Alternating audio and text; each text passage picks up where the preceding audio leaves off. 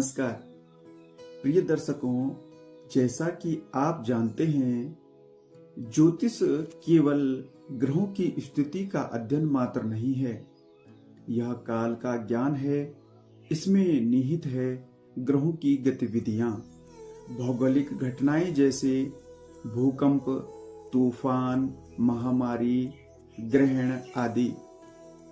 साथ ही मानव जीवन के कर्म फल, शुभ और अशुभ समय, रोग, संस्कारों की प्रवृत्तियां तथा उनके शांति और उपायों का मार्गदर्शन।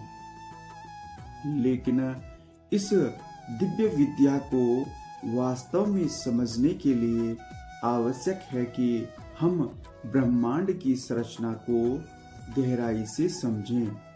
ज्योतिष के अनुसार ब्रह्मांड वह संपूर्ण संरचना है जिसमें समस्त लोक, तारे, ग्रह, देवता, नक्षत्र, जीव, मनुष्य तथा कालचक्र स्थित है।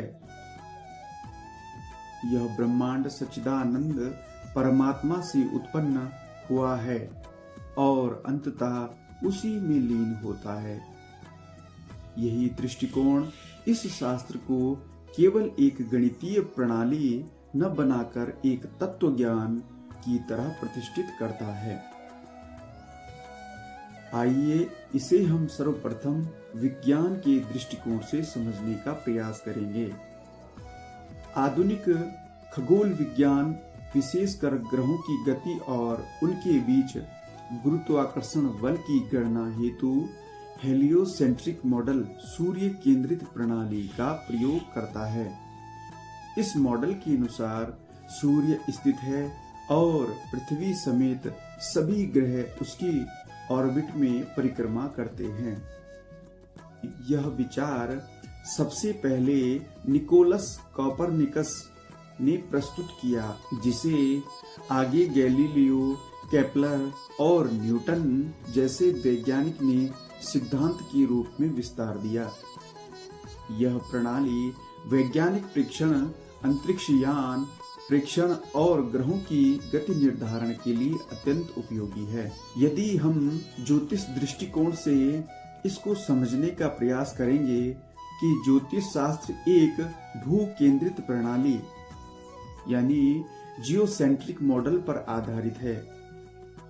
इसका मतलब हुआ जिसमें पृथ्वी को केंद्र मानकर समस्त ग्रह उसके ऑर्बिट में गति करते हैं। इसका कारण केवल गणना नहीं बल्कि गहन दार्शनिक और आध्यात्मिक दृष्टिकोण है। ज्योतिष के अनुसार भूमिर्न चलति स्वस्थाने सूर्याधः परिवर्तिनः तेषां चेष्टा फलायोगः शुचन्ते ज्योतिषी शुभः। अर्थात पृथ्वी अपने स्थान पर अचल है, चलती नहीं है, जबकि सूर्य आदि ग्रह परिवर्तित होते हैं, गति करते हैं। उनकी ये गतियां ही ज्योतिष में शुभ और अशुभ फल की सूचक होती हैं। यदि दार्शनिक कारण से इसे समझने का प्रयास करेंगे तो पृथ्वी को कर्म भूमि कहा गया है। यही आत्मा को कर्म करने और उसका फल भोगने का अवसर मिलता है। इसलिए ज्योतिष में पृथ्वी को केंद्र में रखकर ग्रहों के प्रभाव का विश्लेषण किया जाता है। यदि व्यवहारिक कारण देखें तो ज्योतिष प्रेक्षक केंद्रित शास्त्र है। जन्म का समय, स्थान और स्थिति सब पृथ्वी पर स्थित व्यक्ति के अनुसार ही मापी जाती है। इसलिए फलादेश भी उन्हीं सापेक्ष ग्रह स्थिति के अनुसार होता है।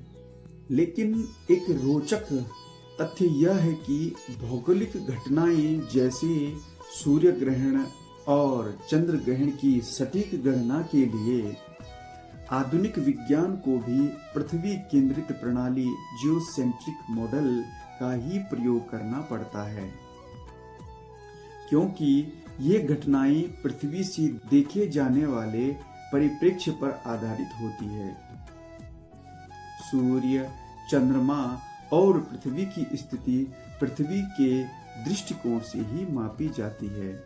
इसलिए ज्योतिष को सही रूप से समझने के लिए यह जानना आवश्यक है कि इसका आधार ब्रह्मांड की भू केंद्रित धारणा है,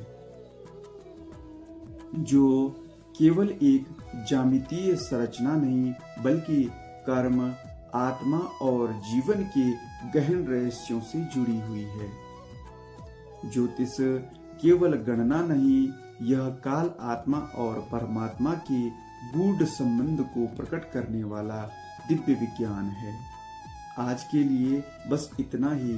यदि हमारी वीडियो किसी भी तरह उपयोगी लगे तो अन्य लोगों तक भी साझा करें ताकि वह भी लाभान्वित हो सके। धन्यवाद।